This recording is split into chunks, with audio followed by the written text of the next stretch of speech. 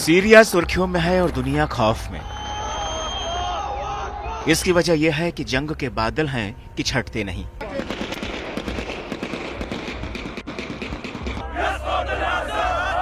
रूस यूक्रेन की जंग के बाद Israel Hamas, Israel Iran, Israel Lebanon के जंगी धमाकों ने दुनिया को दहलाने का काम किया।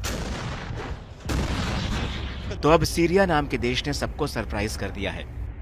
सीरिया में विद्रोहियों ने राजधानी दमिश्क पर कब्जा कर लिया है।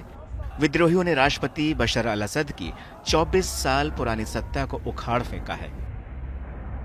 असद के तख्ता पलट के साथ ही सीरिया में अब एक नया नायक उभर कर सामने आया है, जिसे लोग सीरिया का सुल्तान कह रहे हैं। इस शख्स का नाम है अबू मोहम्मद अल जुलानी।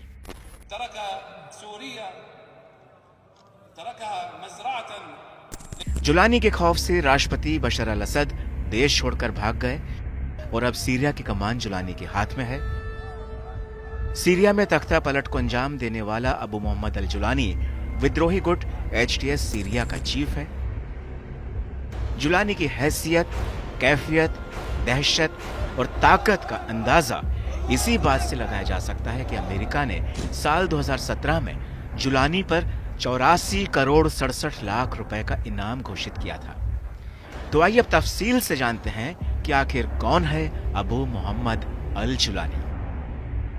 हयात तहरीर अल शाम के लीडर अबू मोहम्मद अल जुलानी का जन्म साल 1982 में सऊदी अरब के शहर रियाद में बताया जाता है। अल जुलानी के पैदाइश के दौरान अहमद हुसैन अल शरा नाम रखा गया। जुलानी के पिता सऊदी अरब में पेट्रोलियम इंजीनियर का काम करते थे। उस वक्त जुलानी महज 7 साल का था जब उसका परिवार सीरिया की राजधानी दमिश्क में जाकर बस गया था। लेकिन साल 2003 में इराक पर अमेरिका के हमला करने के बाद इसका जुलानी पर खासा असर पड़ा। वो केवल 21 साल की उम्र में ही इराक चला गया और अमेरिका के खिलाफ हमलों को अंजाम देने के लिए अल कायदा में शामिल हो गया। साल 2006 में इराक में अमेरिकी सेना ने जुलानी को गिरफ्तार कर लिया। उसको 5 साल तक जेल में रखा गया क्योंकि जुलानी का नाम 2001 में अमेरिका में हुए 9/11 के हमलों में भी आया था, जिसके चलते उसे मोसुल से गिरफ्तार कर अमेरिकी जेल में रखा गया। जेल से रिहा होने के बाद जुलानी IS चीफ बगदादी का करीबी हो गया। बगदादी ने जुलानी को सीरिया में अल कायदा की शाखा अल नुसरा फ्रंट बनाने का काम सौंपा।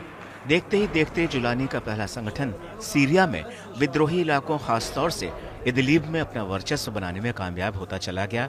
बाद में यही ग्रुप हयात तहरीर अल शाम यानी HTS बन गया। साल 2013 में अल बगदादी ने अपनी ताकत बढ़ाने का फैसला लिया और सीरिया में ही अपने ग्रुप को बड़ा करने का काम किया।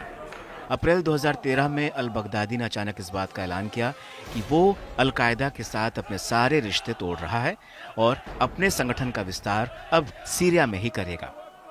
लेकिन अल जुलानी ने बगदादी के नए समूह ISL से जुड़ने से मना कर दिया और अपने रिश्ते उसने अल कायदा के साथ ही बरकरार रखे। साल 2014 में हालांकि अल जुलानी ने खुद को अल कायदा से भी अलग कर लिया क्योंकि उसका पूरा ध्यान सीरिया में अपने संगठन को मजबूत करने में लग गया। साल 2016 में सीरियाई सेना का कब्जा अलेप्पो पर पूरी तरह से हो गया। अलेप्पो के विद्रोही गुट इदलिब की तरफ बढ़ने लगे। उन हजारों लड़ाकों को अल जुलानी के अल नुसरा फ्रंट से जमीन और आसमान दोनों मिलने लगे।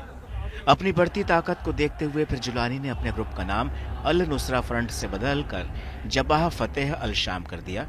इसके बाद साल 2017 में अल जुलानी ने HTS बनाने के लिए कई समूहों के साथ मिलकर अपने HTS को मजबूत तरीके से खड़ा करने का काम किया। पहले ही दिन से HTS का मकसद सीरिया के राष्ट्रपति असद का तख्ता पलट करना था। साल 2018 में अल जुलानी के संगठन HTS को आतंकी संगठन घोषित कर दिया गया। जुलानी पर $10 मिलियन का इनाम रखा गया। तो वहीं जुलानी ने उस दौरान अपनी छवि बदलने की कोशिश की। उसने एक इंटरव्यू में कहा कि उसका मकसद बेगुनाह लोगों की हत्या नहीं है। अल जुलानी ने जरकावी और बगदादी की पहचान से भी पीछा छुड़ाने की कोशिश की। उनसे खुद की तुलना से इनकार किया।